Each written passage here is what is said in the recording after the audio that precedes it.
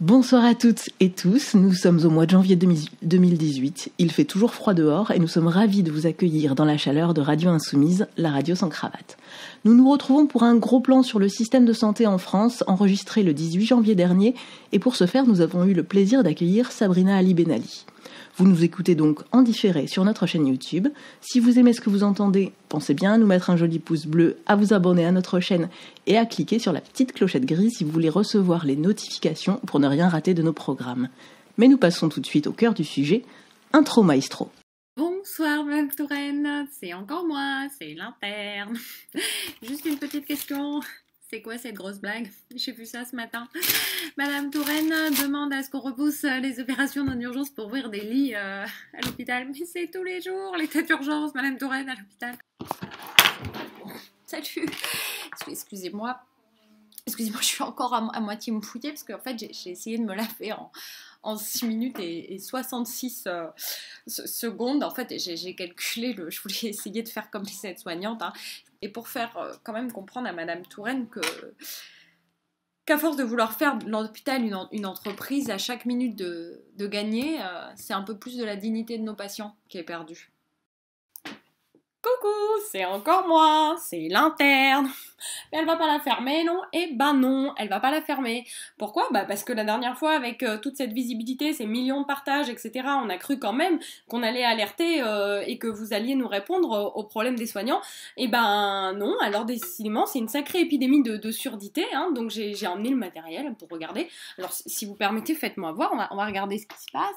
Mais, oula, ah oui, non mais c'est ils ont mis du plâtre là-dedans. C'est un sacré bouchon de mépris, hein, des usagers et des soignants, décidément. Alors, on vous demande comment on fait. Là, dans des situations c'est comme ça, c'est quoi? C'est plouf plouf citron, hein? Avec l'austérité, faut choisir lequel sauver. Non, hein, plouf plouf, à l'hôpital, c'est quand même, ou dans les structures de soins, c'est quand même pas très drôle. Et alors nous, soignants, qui sommes épuisés, usés de travailler dans ces conditions, de pas avoir le temps nécessaire de soins avec nos patients, je vois que vous avez trouvé la solution. Hein.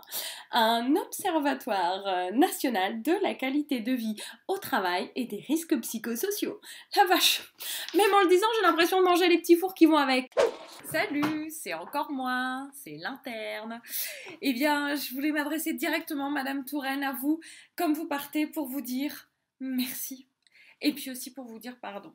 C'est vrai, franchement, je m'excuse, je m'aperçois que j'ai vraiment pas été très gentille avec vous ces derniers temps, mais c'est parce que je pensais à tort que vous vous occupiez pas assez des soignants et de nos conditions de travail, et en fait, je me suis aperçue que si.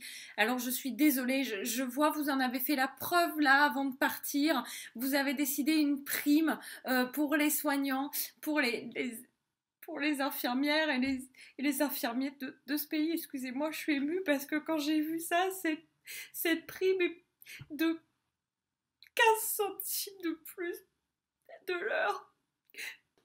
Et pour eux, 3 fois par semaine, 10 heures de suite, à la fin, ça fait 4,50 €.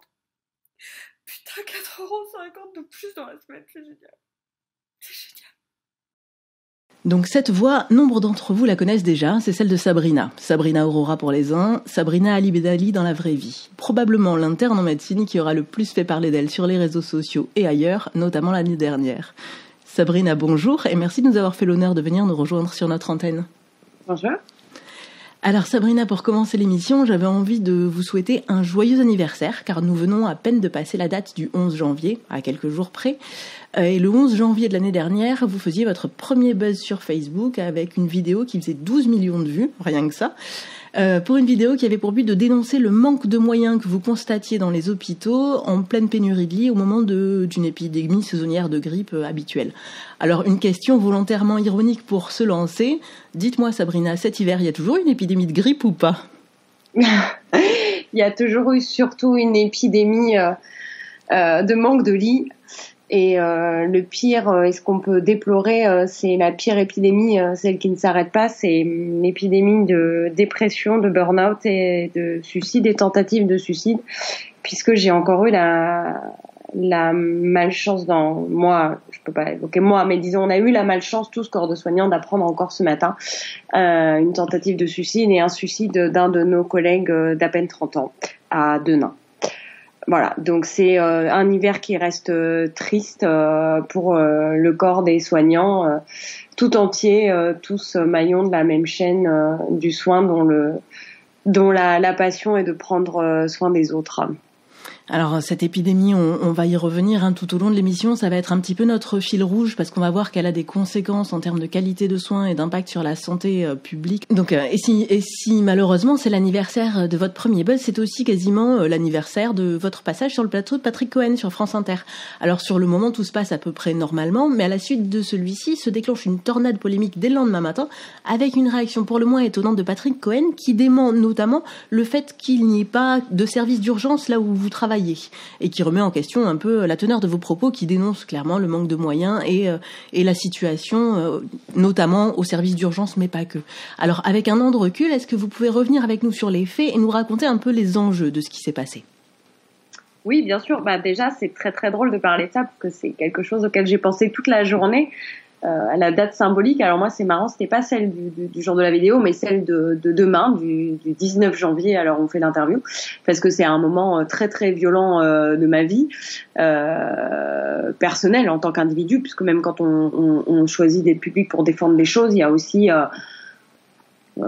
ça fait drôle, si vous voulez, quand après des gens croient à la radio publique. Moi, on m'a arrêté dans un supermarché en me disant pourquoi vous vous servez de la vie des patients pour mentir.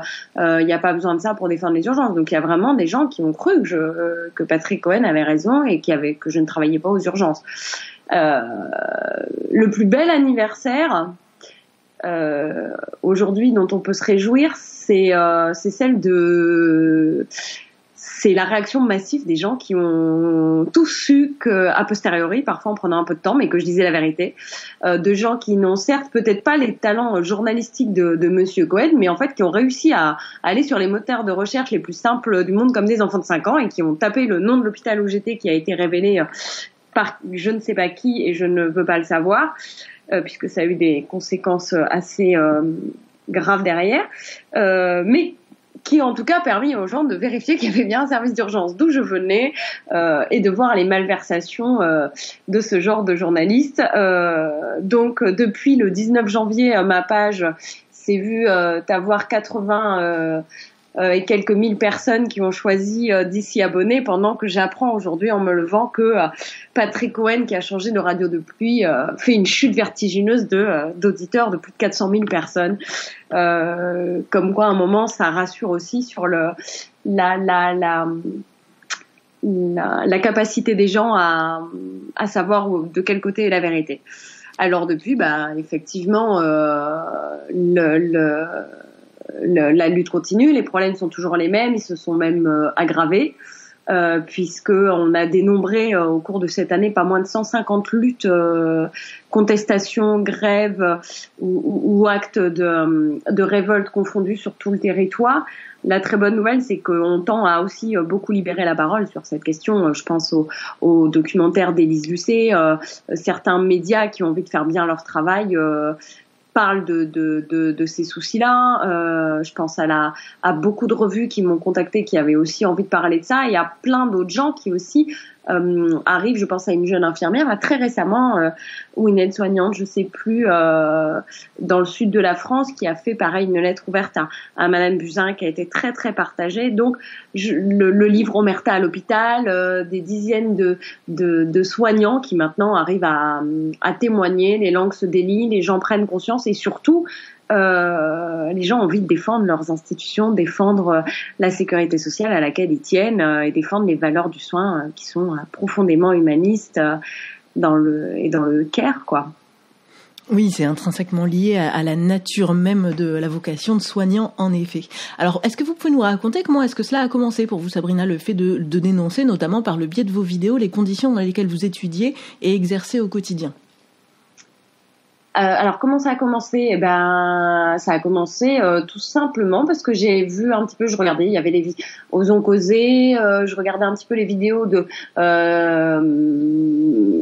comment elle s'appelle, le fil d'actu d'un petit groupe de jeunes qui ont décidé de faire un petit des petits reportages d'actualité sur les réseaux sociaux, et je trouvais ça hyper intéressant comme manière d'aborder les soucis, de passer par finalement des canaux que sont ceux des réseaux sociaux, puisqu'ils permettaient de regarder si on a envie, de partager si ça plaît, et puis sinon ça prendra pas. Donc j'ai profité à l'époque de la naissance de ma fille, puisque j'étais en congé maternité, et que pendant ces siestes, j'avais donc un peu de temps, j'étais un peu plus disponible que dans les services un petit peu chargés où j'étais auparavant, pour faire un petit premier état des lieux des politiques de mise à l'œuvre par Madame Touraine, puisqu'à l'époque c'était déjà le premier virage ambulatoire dont elle avait décidé, et puis ce que j'appelle les saignées dans ma première vidéo, en lui imposant que même au 19e siècle déjà on avait compris que c'était pas les bons remèdes, et qu'en 2016 pourtant elle continuait à appliquer les mêmes choses dans la santé. Donc ça a commencé comme ça, et puis de fil en aiguille ça prenait. La première avait tout de suite un nombre de vues assez important, les gens se le partageaient, et puis la deuxième, c'est une copine aide-soignante avec qui je buvais un café, qui s'énervait cigarette sur cigarette, en passant sa frustration de la journée, de me dire à quel point elle avait l'impression d'être quasiment maltraitante avec les gens, parce qu'elle m'a dit, mais je me rappelle, elle m'a dit, mais tu sais, c'est horrible. Il y avait une étudiante aide-soignante, elle a voulu commencer à bien la soigner. J'ai dit, bah non, là, ma biche, on n'est pas là pour bichonner, on avance. Et elle me dit, en fait, quand tu t'entends dire ces mots, elle me dit, j'ai compris que j'étais plus soignante, quoi. J'étais un robot qui faisait des toilettes. Et donc, elle m'explique qu'elle il y avait 18 chambres, qu'elle avait 1 heure et que pour le faire. Et donc, en calculant, en plus, je divise et puis je tombe sur 6,66. Elle me dit, c'est le chiffre. Je dis, bon, je savais même pas ce que c'était, mais bon, on a laissé ça comme ça. Et de fait, celle-ci a eu du succès. Donc, comme j'ai reçu des messages, je disais continue, etc. Moi, à la fois, c'était... alors, ça m'a pas empêché de fumer, mais disons que ça m'évite de consommer du Xanax en rentrant chez moi. Je passe mes nerfs en parlant aux élus sur les vidéos. Et du coup, de fait, je crois que ça passe aussi les nerfs de beaucoup de monde de cliquer pour partager, puisque on a été effectivement quelques 11 millions 12 après à se passer les nerfs en envoyant nos messages aux politiques de santé. 12 millions et demi à ce jour pour cette vidéo où vous interpellez Marisol Touraine sur la question de l'état d'urgence lié à l'épidémie de grippe. Alors, dans vos vidéos, on entend beaucoup de concepts qui peuvent parfois sembler peut-être un peu flous, notamment pour les gens qui ne travaillent pas dans le secteur de la santé ou qui ont la chance de n'avoir jamais eu besoin d'aller à l'hôpital, autour des conditions de travail des soignants. On parle beaucoup de polyvalence, de poules de remplacement, de politique du tout ambulatoire. Est-ce que vous pourriez nous expliquer, Sabrina, en quoi cela consiste exactement et surtout en quoi cela a un impact à la fois sur la qualité des soins prodigués aux patients et sur l'état de santé des soignants? Oui, bien sûr. Alors, j'essaye d'être le maximum pédagogique possible. J'ai notamment expliqué la durée moyenne de séjour. J'essaye quand même de faire des vidéos où j'explique bien, comme la T2A, la chirurgie ambulatoire, j'explique bien que c'est petit-déj à la maison, popote le soir au retour, et puis que mamie ou la voisine fera les pansements si on trouve pas d'infirmière pour venir, et que si ça saigne, on n'aura plus qu'à calculer, à appeler le chef des urgences qui vous dira de toute façon par téléphone, je peux pas évaluer, donc revenez aux urgences. Donc dans la vraie vie, ce qui se passe, c'est que effectivement, on met en place une politique de l'hôpital entreprise. D'abord dans sa substance managériale, c'est-à-dire que on n'est plus dirigé d'abord par des gens qui ont une conception du soin, mais par des gens qui ont une conception du management. C'est-à-dire que on devient des équipes dont il faut qu'elles soient productives. Voilà. Alors, si vous voulez, la productivité dans le soin, c'est quand même difficilement productif de rassurer un malade avant une opération. Ou de passer 1h30 avec des enfants à qui on vient d'apprendre la mort de leur papa ou de leur maman. C'est un petit peu compliqué comme vision du domaine. Ensuite, on a rajouté à ça, ça va de pair, d'ailleurs c'est pas un rajout, c'est une vision purement rentable. Alors évidemment, on n'est pas des huluberlus, on ne dit pas qu'il faut pas une maîtrise saine des dépenses. On peut pas dépenser n'importe comment dans tous les sens. Mais par contre, maîtrise des dépenses ne va pas de pair avec inhumanité, indignité et faire sortir au plus vite. Puisque d'ailleurs, même des économistes aujourd'hui arrivent à dire que de toute façon, même dans leur langage à eux, qui n'est que celui de la monnaie, c'est économiquement pas rentable, puisque les gens reviennent, les inégalités de santé accrues, les refacturations se font, les gens se soignent plus mal, donc de fait ça ne marche pas. Ça a eu des conséquences terribles, et le virage ambulatoire, je la cite dans un de ses tweets où elle a clairement expliqué que le virage ambulatoire avait vocation de réduire les coûts d'hospitalisation. Enfin, je veux dire, on ne dit pas le virage ambulatoire pour que les gens soient rassurés le soir chez eux et qu'ils aient, dans l'intérêt du patient. Non, elle dit je souhaite développer la chirurgie ambulatoire afin de réduire les coûts d'hospitalisation. Enfin, c'est net. En fait, la façon dont elle tourne le soin n'a qu'une portée économique. Alors la chirurgie ambulatoire, pour vous ou pour moi, quand on a 30 ans et qu'on va se faire juste opérer du genou et qu'un copain va venir nous emmener les nouilles chinoises d'à côté, ça va. Quand on a une personne âgée qui a 70 ans, qui se fait une prothèse de hanche, qui a un parquet de salle de bain qui glisse, dont son mari a une hernie discale et que si elle tombe, il va pas pouvoir la ramasser. Cas qui m'est arrivé il y a pas très longtemps où je retrouve une femme en larmes qui du coup est revenue 2 jours après et elle s'est refracturée sur sa même hanche parce qu'elle est rentrée à la maison le soir même. Donc là, c'est plus dans l'intérêt du patient, c'est effectivement que dans des intérêts économiques. Donc tout ça, effectivement, puisqu'il faut aller plus vite, il faut que les postes, les lits tournent plus vite. On nous demande de faire sortir les patients plus vite pour que ça acte d'avoir des temps de séjour réduits qui coûtent moins cher, donc faire plus d'actes, puisque c'est comme ça que sont payés les services avec la T2A, tarification à l'acte. Donc chaque acte est payé, ce qui fait qu'on comprend bien par là que garder un monsieur juste 2 ou 3 jours après sa chirurgie pour s'assurer qu'il aille juste bien en rentrant chez lui, si on n'a rien à lui faire, qu'on n'a plus à l'opérer, qu'on n'a plus à lui faire de perfusion ou lui passer des choses, des antibiotiques ou que sais-je, on gagne pas d'argent. Donc ça va de pair. Si vous restez et qu'on ne vous fait rien, même le temps de vous remettre, on gagne pas d'argent, on en perd. Donc vous dégagez. C'est la politique du soin. Et donc effectivement, pour nous, on devient schizophrène en fait. Parce que nous, on supporte pas de soigner dans ces conditions. Et en même temps, on nous fait un chantage parce que si on fait pas d'acte, on vous réduit la masse salariale. Moins d'infirmiers, moins de lits, etc. Donc en gros, le problème pour les soignants, c'est à la fois d'être amenés à travailler dans des conditions indignes et d'avoir l'impression d'être complètement dépossédés du sens de leur travail, et notamment le fait de faire un travail déshumanisé, si je comprends bien. Complètement. C'est une perte de sens. Alors, comme on nous l'impose, parce que malgré tout, je suis mais tous les jours impressionnée des efforts faits par les soignants dans leur majorité pour contrer ça. Ils vont rester plus longtemps, ils vont zapper leur heure déjeuner, dépasser leur rôle comme je le fais moi, c'est-à-dire quand j'appelle un brancardier, ça fait 2h30 que la dame âgée elle attend pour remonter dans le service où elle est normalement après l'examen que je viens de lui faire.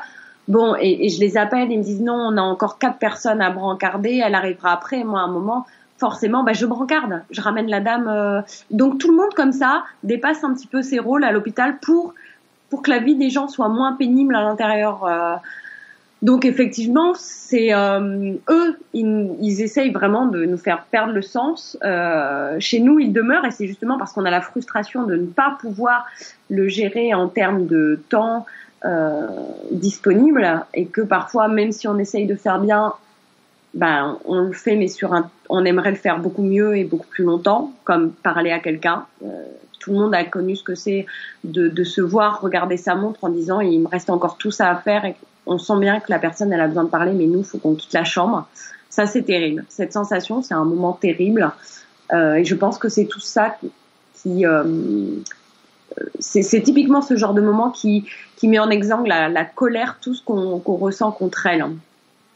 Alors la colère, le désespoir, le constat est vraiment dramatique. Vous en parliez tout à l'heure, il y a encore un infirmier psychiatrique de l'hôpital de Denain qui s'est suicidé, un neurochirurgien dans son bloc opératoire à Grenoble en novembre dernier, une aide-soignante au CHU de Toulouse la semaine dernière.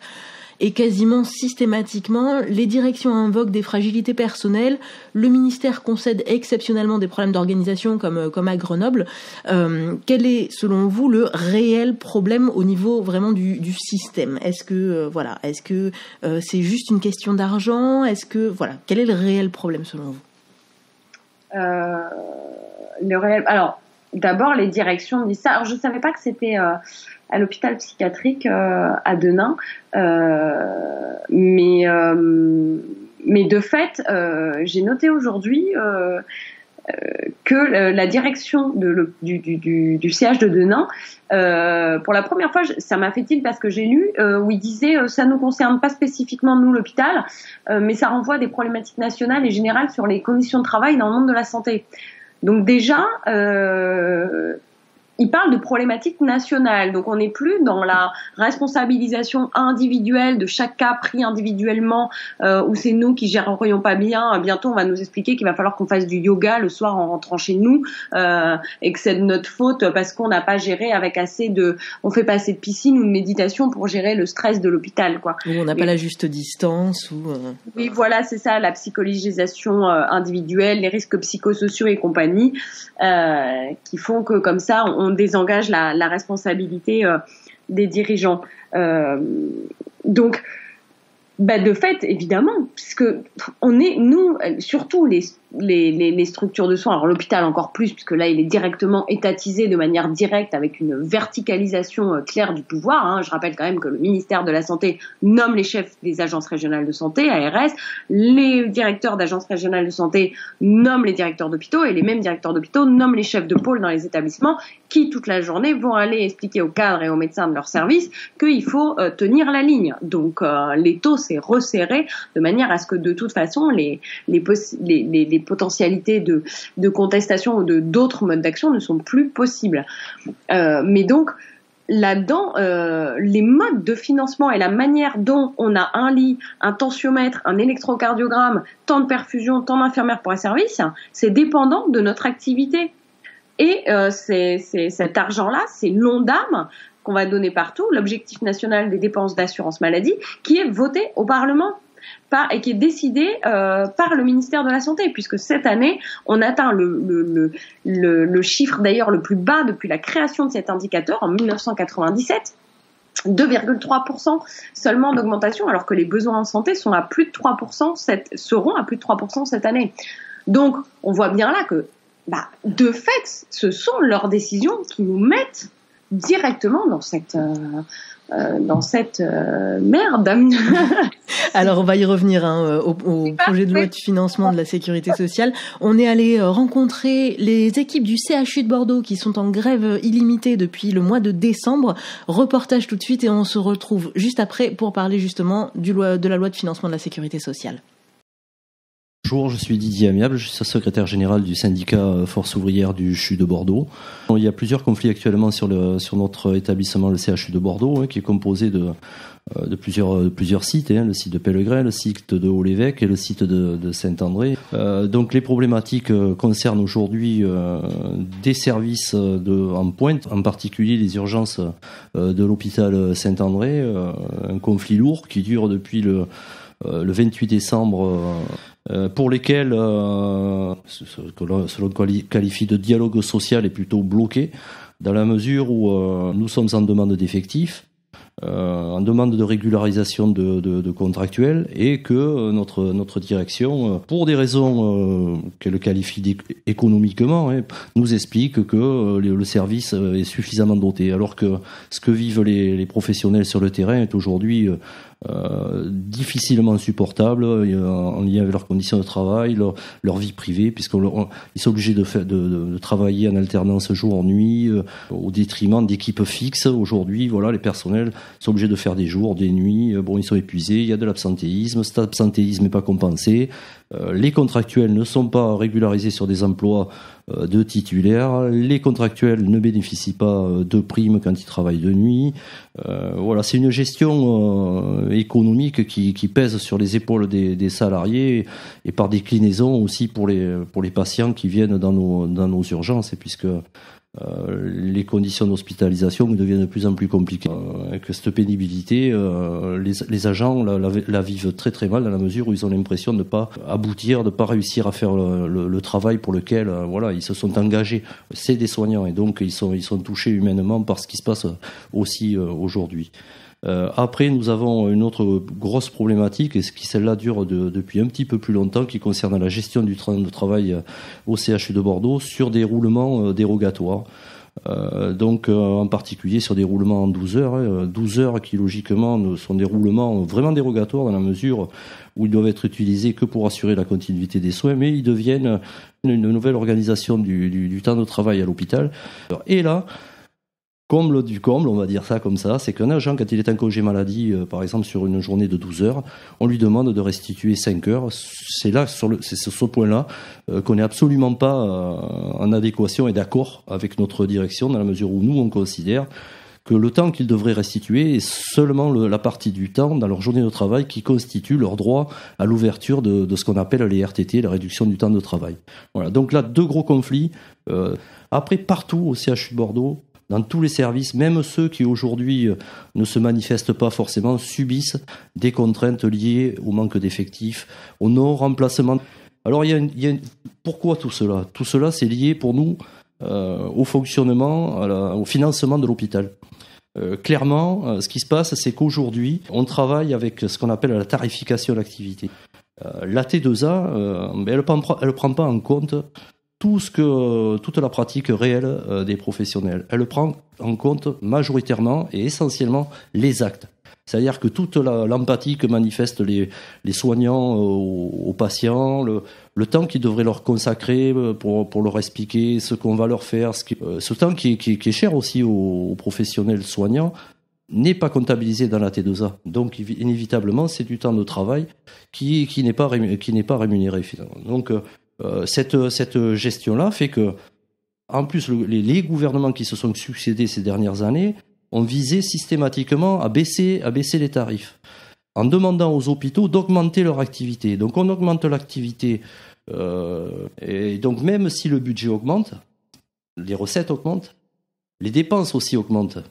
Et donc la direction, ce qu'elle fait, elle fait des économies sur la masse salariale, elle fait des économies sur les budgets hôteliers, sur les réparations, sur les travaux. Nos services techniques, par exemple, sont en souffrance. Il manque de moyens pour déjà la maintenance préventive, c'est irréalisable pratiquement. Et alors la curative, écoutez, voilà, c'est soumis à des contraintes budgétaires qui font que parfois ils peuvent pas intervenir, ou alors ils se débrouillent en utilisant ce qu'on appelle le système D. Donc voilà, on en est là aujourd'hui. Moi, je considère que l'hôpital public, il est à l'os. Un exemple concret au CHU de Bordeaux, il y a une nouvelle technique qui a été mise en place pour traiter les AVC, la thrombectomie. Ça coûte plus d'1 million d'euros au CHU de Bordeaux. Cette année, ça va largement les dépasser même.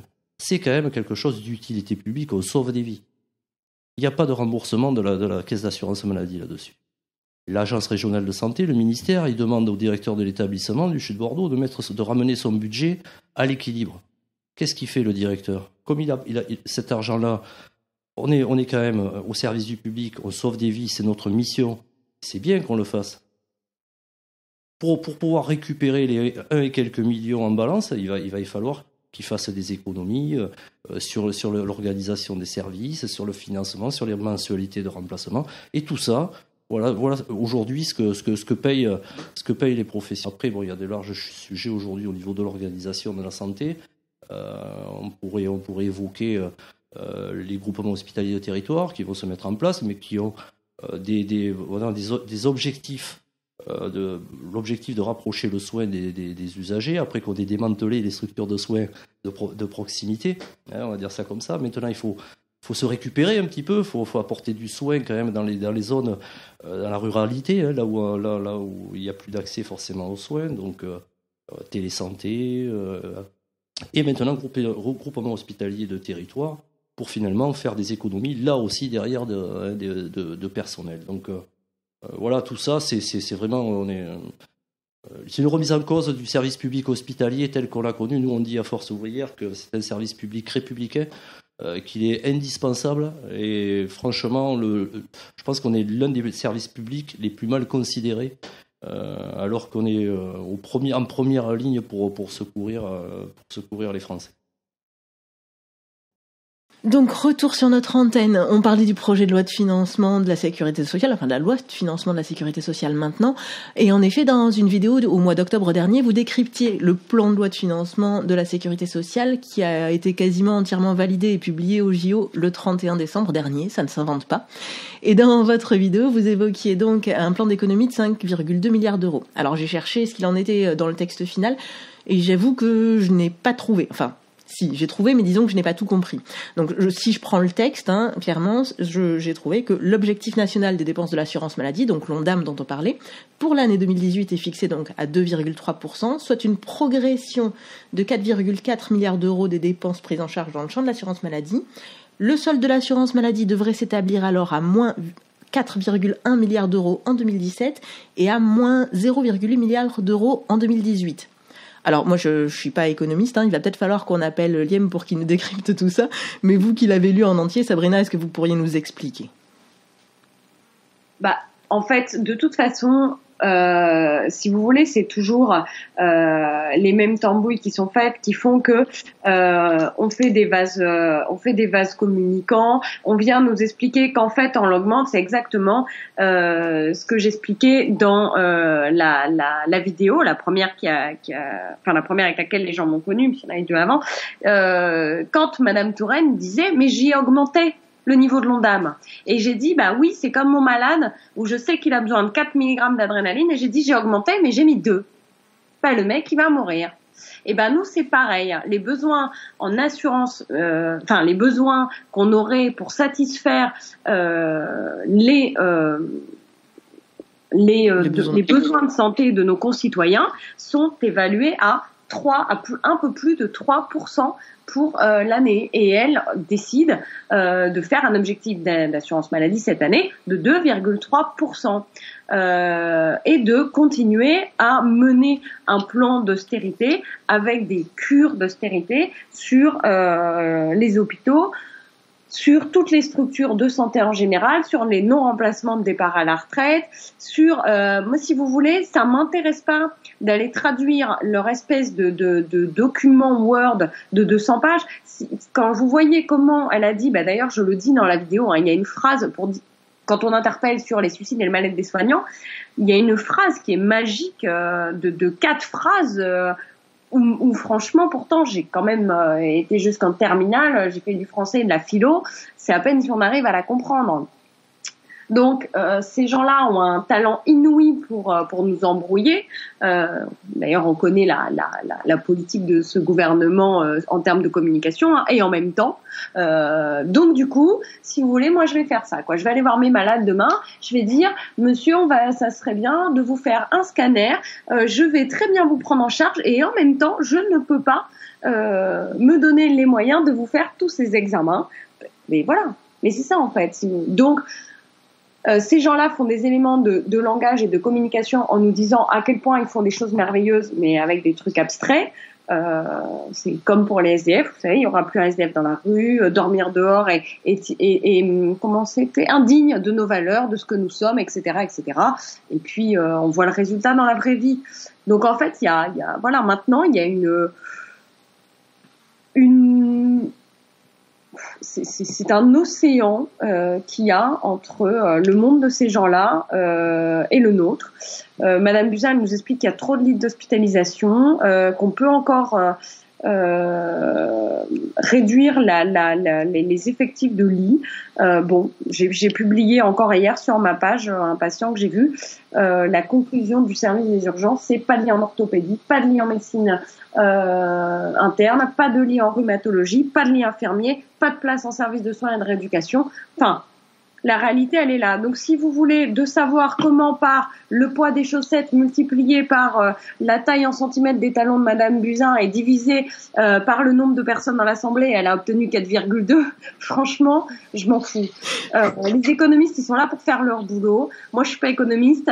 Je sais juste qu'il y a suffisamment de mecs qui ont théorisé et qui ont expliqué que c'était possible et que surtout aujourd'hui, on voit bien que ça marche pas, c'est-à-dire même financièrement son truc marche pas, et que quand on vient nous serrer les taux à nous, alors qu'on a un déficit de la Sécu, je crois, à 5,2 ou 6 milliards d'euros maximum, et qu'on entend que l'évasion fiscale aujourd'hui est de 60 à 80 milliards d'euros, quand j'entends que là, comme je le disais dans la vidéo qui décrypte le PLFSS, on perd des centaines de millions d'euros sur les lois qu'ils ont passées là, en même temps qu'ils passaient la loi santé, ils passent des lois où on supprime l'ISF, où on va arrêter la taxe sur les salaires majorés de plus de 152 000 euros annuels. Vous voyez, le mec qui gagne 152 000 euros annuels, il est bien quand même. Eh ben non, fallait qu'il gagne plus. Et nous, faut qu'on nous explique que le mec qui est en réa, il n'a pas le droit à une infirmière de plus. Que la population doit arrêter de vieillir, que les salariés des hôpitaux devraient arrêter aussi de vieillir parce que du coup, ils gagnent en prime d'ancienneté, etc., etc. C'est ça. Alors, moi, j'avais une petite question sur en quoi est-ce que ce problème est global et ne concerne pas seulement une minorité de personnes que l'on pense aux salariés ou aux malades, mais aussi ceux qui auraient l'impression que c'est un problème qui ne concerne que ceux qui n'auraient pas les moyens d'aller se faire soigner dans le privé, par exemple. En quoi est-ce que c'est vraiment un problème qui touche l'ensemble du système de santé ? Ah bah ça concerne tout le monde. Alors il y a une petite différence, oui c'est vrai, quand il s'agira d'aller chez un ophtalmo ou qu'il s'agit de se faire retirer une dent ou une petite opération du genou. Bon, effectivement, là, quand on a un petit peu de moyens, il va y avoir une variation de l'ordre même de mois, effectivement, donc il y a de vraies inégalités de santé. Mais par contre, aujourd'hui, quand vous faites un infarctus ou un AVC dans la rue, on appelle le 15. On appelle le SAMU, la régulation, et on va vous envoyer à l'hôpital public faire une coronarographie si vous faites un infarctus, faire une thrombolyse si vous faites un AVC. Donc, d'abord, dans l'urgence vitale, c'est la même pour tout le monde, et le réflexe, il est pour tout le monde le même. Et quand vous tombez inconscient, vous faites un AVC, si vous voulez, même le mec qui est millionnaire, il va pas ouvrir un œil en disant non, appelez la clinique machin, et de fait, très souvent, nombre de structures privées n'ont pas tout le matériel technique qu'on a à l'hôpital, ne sont pas ouverts 24/24, n'ont pas une plateforme d'hélicoptère, de soins de recours d'urgence, etc. Donc de fait, ça nous concerne tous et ça traverse. Ça nous concerne tous aussi pour la simple et bonne raison que la sécurité sociale ne garantit pas que la maladie. Elle nous protège dans la vie contre les accidents de vie. Si demain l'un de nous a un accident et qui se retrouve hémiplégique ou qui peut plus travailler, si on va pouvoir continuer à vivre dignement et pas aller mendier sur un quai du métro, c'est parce qu'on va quand même toucher de l'argent. Donc on souhaite ça aussi à nos enfants, à nos petits-enfants. Et puis tout simplement aussi parce que des individus bien soignés, ça protège la population. Parce que quand vous êtes en train d'acheter une baguette à la boulangerie ou que ce soit, s'il y a quelqu'un qui tousse à côté de vous parce qu'il est mal soigné et qu'il a la tuberculose, qu'il a que sais-je, il va vous le filer, que vous soyez richissime ou pas.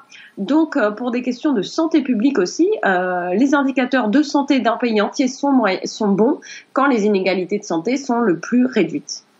Alors, en termes d'inégalité de santé, ce projet de loi de financement, cette loi de financement, elle est quand même assez catastrophique. Moi, j'ai noté dans le texte une augmentation du forfait hospitalier, notamment, qui entraîne une nouvelle charge de 200 millions d'euros pour les organismes d'assurance maladie complémentaires. Et à titre d'exemple, j'ai relevé que le montant du forfait hospitalier a été multiplié par 6 en 35 ans. Donc voilà, c'est quand même assez éloquent. Pour les gens qui ne sauraient pas en quoi ça consiste, est-ce que vous pouvez nous résumer rapidement ce qu'est le forfait hospitalier ? Le forfait hospitalier, c'est le prix qu'on va payer pour chaque journée à l'hôpital. Mais la chose qui manque au truc, c'est qu'ils sont là. Il fallait bien quand même, dans tout ce qu'on vient de dire, qu'on trouve où étaient les winners. Il fallait bien que le crime profite à quelqu'un. Est-ce qu'on peut répéter le montant qu'on va filer aux organismes privés ? Parce que si on se posait la question de c'est quoi le but de tout ça, il y a quand même des mecs qui se disent non, enfin quand même, elle est pas si méchante cette dame, c'est pas possible. Et puis elle était médecin elle aussi, et patin et couffin. Donc les gens se suicident, nous on est mal soignés, mais enfin pourquoi faire? Quelqu'un de sensé dit mais c'est quoi l'intérêt là? Et ben l'intérêt, vous venez de le citer très clairement. C'est combien vous avez dit? 200 millions d'euros pour les organismes d'assurance maladie complémentaire. Voilà, 200 millions d'euros cette année en plus, ce qu'ils vont avoir en plus cette année avec cette augmentation du forfait hospitalier que par là, parce qu'à chaque fois qu'on diminue aussi à l'hôpital et qu'on serre les budgets, il se passe quoi? Il se passe que vous et moi, pour plein de gens, si on veut être bien soigné, et du coup on se dit oh là ils prennent pas le temps pour moi, du coup je vais aller me faire soigner en clinique. Et bien du coup en clinique, qui c'est qui rembourse le reste? C'est la mutuelle. Et donc on continue comme ça. Eux ils ont bien senti le filon. D'ailleurs ils ont été très très tôt. J'invite les gens que ça intéresse à lire un livre merveilleux qui me sert de livre de chevet que je lis, que je relis, qui s'appelle L'hôpital en réanimation. Qui a été écrit avec des chercheurs, sociologues, des médecins, des économistes, des professeurs de santé publique, où c'est expliqué de manière très pédagogique et justement on voit à quel point intervient très très tôt dans les décisions les présidents de ces organismes d'assurance maladie complémentaire et font les réunions avec nos grands dirigeants pour savoir les politiques et les directions que vont suivre les politiques de santé publique. Parce qu'il fallait bien qu'il y en ait qui gagnent des sous dans l'histoire. Alors en effet, ça augmente les inégalités de santé. Et en termes d'inégalités de santé, on parle souvent des inégalités d'accès aux soins, les inégalités territoriales. Donc sur la question de l'accès territorial aux soins, on parle beaucoup de déserts médicaux, de télémédecine, de questions d'organisation territoriale. Qu'est-ce que ces grands principes annoncés par Agnès Buzyn comme son seul objectif? Et là, je cite une citation d'Agnès Buzyn dans un dossier de presse du ministère de la Santé en date du 13 octobre dernier. Qu'est-ce que ces grands concepts évoquent pour vous? Donc déserts médicaux, télémédecine, enfin voilà. Écoutez, à la fin, c'est toujours on prend le problème à la fin et puis on met des petits pansements sur une septicémie. D'abord, les déserts médicaux, on fait semblant de trouver des solutions alors qu'on continue à les créer. Je pense à la maternité de Die qui a fermé là ces 15 derniers jours et ça continue sans arrêt comme ça. Donc, ils ferment des hôpitaux et des maternités de proximité, donc les déserts médicaux, parce que c'est pas rentable. Là, c'est la même chose. On diminue les effectifs et puis ensuite, une maternité qui fait moins de 400 accouchements par an, c'est pas rentable. Vous imaginez bien qu'on va pas payer un chirurgien pour accoucher que 1 à 2 femmes par jour. Enfin, c'est quoi ce délire? Ce qui compte, c'est pas que les femmes de Die qui sont en plein milieu du Vercors et qui vont avoir 1h30 de route à faire pour aller accoucher quelque part, soient sereines. Non, ce qui compte, c'est qu'à un endroit, on puisse se faire assez d'argent et que ça soit rentable et productif d'avoir un hôpital ici. Pas humain, ou ça, on s'en fout. Donc si vous voulez, ces grands principes-là, c'est pareil. Moi, j'ai l'impression de manger les petits fours et de boire le champagne qui va avec. On va faire ça. Non, des gens complètement déconnectés de la réalité.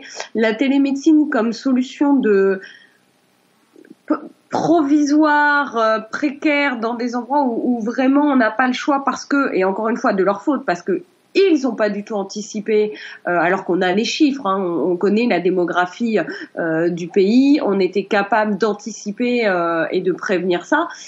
Donc, pour des cas vraiment restreints, et j'ai pas eu le temps de beaucoup réfléchir à la question, donc je veux pas vraiment m'étaler sur un sujet auquel j'ai pas eu le temps de penser. Je sais juste que moi, j'ai passé 10 ans à apprendre à palper un ventre, à écouter un cœur, à regarder une peau, et franchement, même à travers un écran, aussi bien soit-il, des boutons, des rougeurs n'ont pas la même couleur, n'ont pas le même aspect, on peut pas les sentir, on peut pas les toucher.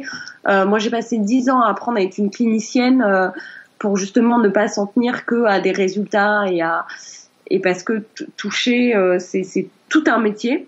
Donc je suis un petit peu quand même prudente avec cette histoire de télémédecine, mais bon, là pour le coup, il y a personne à payer. Un peu plus, on va tous travailler chez nous avec des micro-casques et ça sera pratique. On nous filera des honoraires, il y aura plus d'hôpital. On devrait même aller opérer les gens chez eux. D'ailleurs, ça éviterait de faire des structures. On rendra directement, on fera des chambres stériles chez les gens.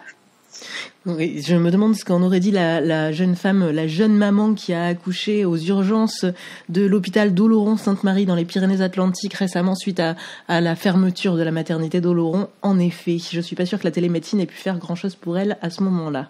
C'est sûr. Alors dans la même veine, hein, dans le projet de loi de financement, on prévoit aussi une baisse de 100 millions des dépenses de santé sur les seuls dispositifs médicaux et prestations associés. Alors en langage courant, ça veut dire quoi ? Ça veut dire que on retourne aux seringues lavables à l'ancienne et qu'on arrête de commander des bouteilles d'oxygène pour les patients, c'est ça ? Alors là, tu me poses une colle. Hein. Enfin voilà. Je ne sais même pas de quoi on parle. Tu vois.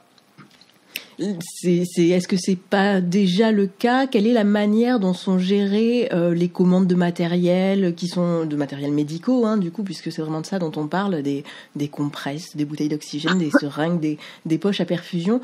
Est-ce que vous avez l'impression à l'hôpital que ce n'est pas géré, qu'il faut vraiment qu'il y a encore des marges de manœuvre pour réduire ces dépenses-là ou pas ? Non. Alors ça, c'est sûr que non. Comment c'est géré ? Honnêtement, j'en sais rien. Après, c'est sûr, j'aimerais bien avoir des journées de 48 heures pour tout lire, aller rencontrer tous les personnels et savoir comment se passe chaque petit recoin des corps de métier et de la machine de l'hôpital. Mais non, c'est sûr que non. En tout cas, pas dans les structures publiques toutes celles que j'ai connues dans les hôpitaux. Et en 10 ans, j'en ai quand même fait un peu plus d'une dizaine, puisque les hôpitaux de Paris connaissent de nombreux hôpitaux. Et franchement, on peut pas réduire. Aujourd'hui, la page de Facebook où les soignants témoignent, je suis quand même hallucinée de lire qu'ils n'ont pas assez de draps, qu'on leur demande d'économiser les briques de lait le matin qu'ils distribuent aux patients, qu'on leur demande de ne donner que un pain et pas deux. On a tous fait la course entre les étages pour aller se dépanner au 4e de l'électrocardiogramme parce que le nôtre il marche plus et qu'il n'est pas remplacé parce que ça coûte trop cher. Moi j'en ai fait de l'expérience moi-même avec mon enfant d'avoir 2 appareils qui marchaient pas, il y en avait pas un 3e pour mesurer l'ictère puisque ça coûtait trop cher. Donc enfin là j'imagine très très mal comment on pourrait aujourd'hui faire encore des économies sur du matériel. Enfin, déjà, nous, on n'arrive pas à avoir... je sais pas, dans certains endroits, si j'ai pu faire une consultation sans systématiquement sortir au moins une fois, chercher et me dépanner de quelque chose dans un autre box parce que le mien ne fonctionnait plus. Un thermomètre, un tensiomètre, un électrocardiogramme, une photocopieuse. Donc bon... à un moment là, ça pose vraiment des questions d'imaginer qu'on puisse encore faire des économies, en tout cas sur du matériel, si la question est là. On a encore eu des témoignages aussi d'aides-soignantes en EHPAD notamment qui se retrouvent en rupture de stock de protection pour des personnes qui ont des problèmes d'incontinence. Donc en effet, ça semble plutôt compliqué. Alors enfin pour finir sur ce projet sur cette loi de financement, décidément je voudrais qu'elle reste à terme à l'état de projet, mais non, c'est bien la loi.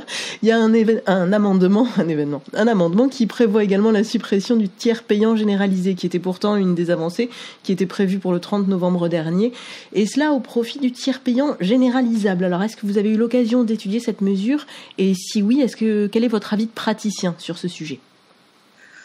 Mon avis de praticienne sur le principe fondamental du tiers payant, évidemment, je suis pour, puisque dans l'idée j'ai eu, comme beaucoup d'entre nous, beaucoup de fois en consultation, des gens qui ne peuvent plus avancer 23 €. Rappelons-nous qu'on est dans un pays qui compte aujourd'hui 9 millions de pauvres.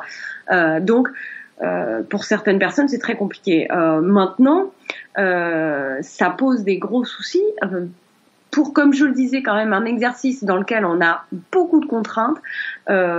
Mes confrères et consoeurs en libéral ont des journées où ils font 9h, 21h. Les patients défilent par quart d'heure. Faute de nombre de médecins suffisant, ils rajoutent à leur planning entre 2 consultes, etc. Et à la fin, on a des salles d'attente qui s'allongent interminablement.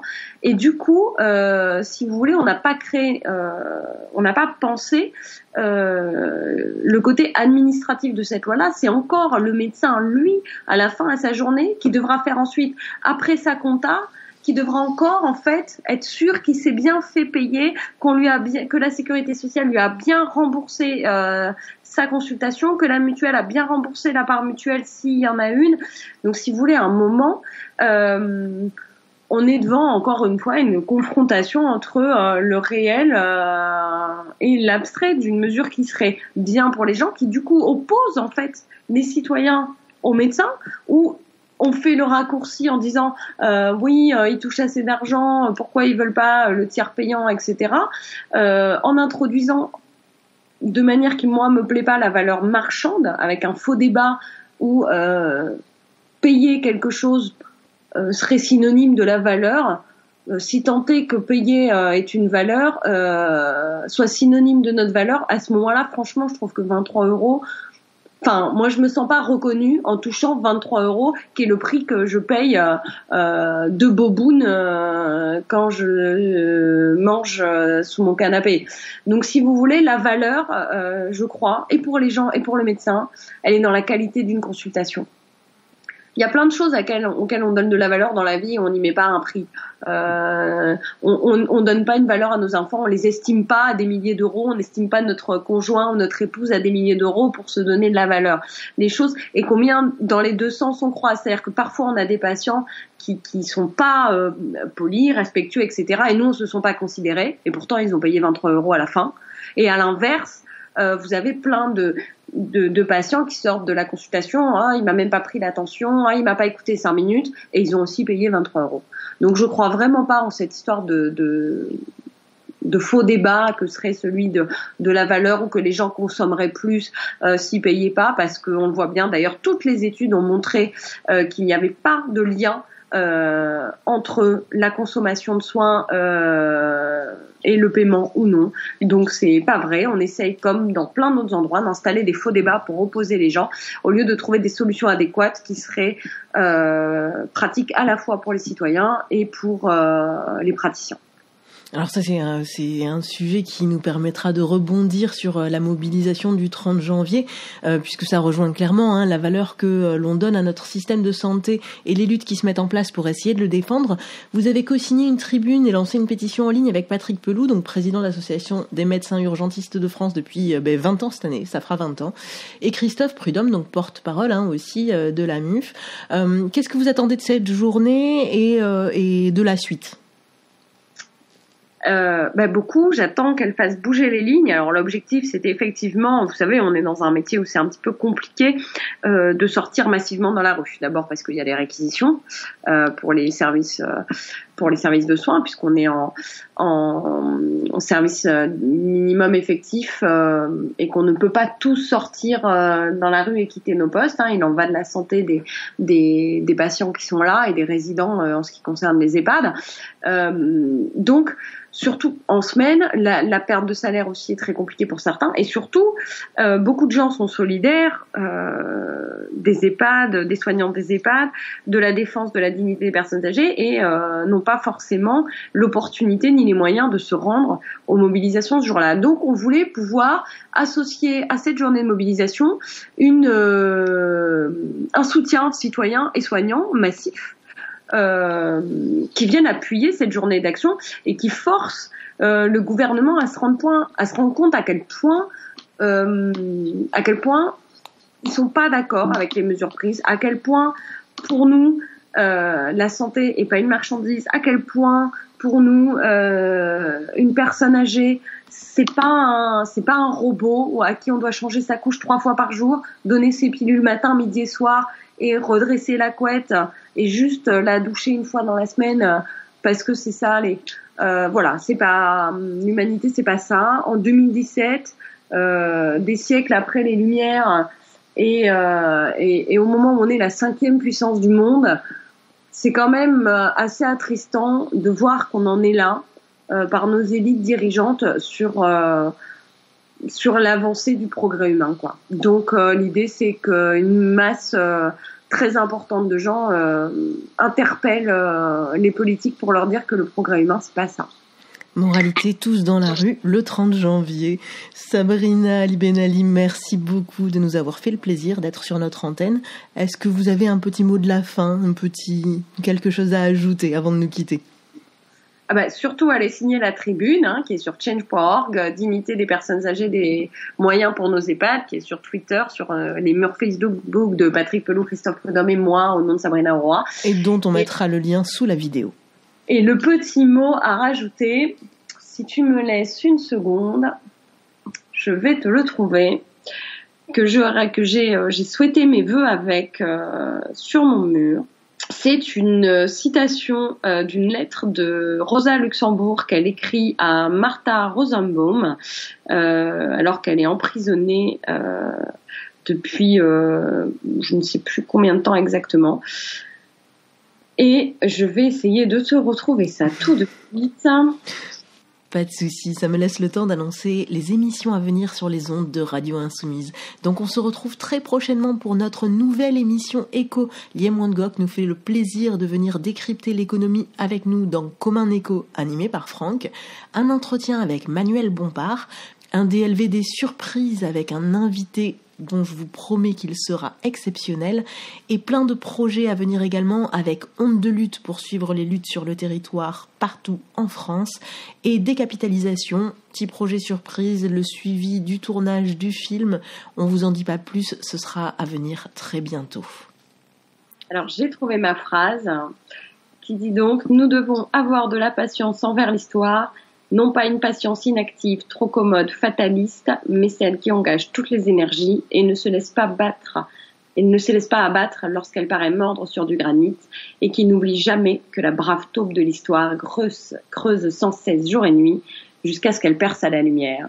Alors les amis, creusons, parce que très bientôt, la lumière, nous allons la voir, j'en suis sûre. Merci Sabrina Ali Benali. Merci à vous. Merci aussi à nos auditeurs toujours fidèles au poste. N'oubliez pas les petits pouces bleus pour nous encourager, les petites clochettes grises si vous voulez recevoir les notifications pour nos prochaines émissions que je viens de vous annoncer. Un gros remerciement à l'équipe, à Sylvoca à la technique et à la réalisation, à Momour et Brique Bleue aux réseaux sociaux. Et on se retrouve bientôt sur Radio Insoumise.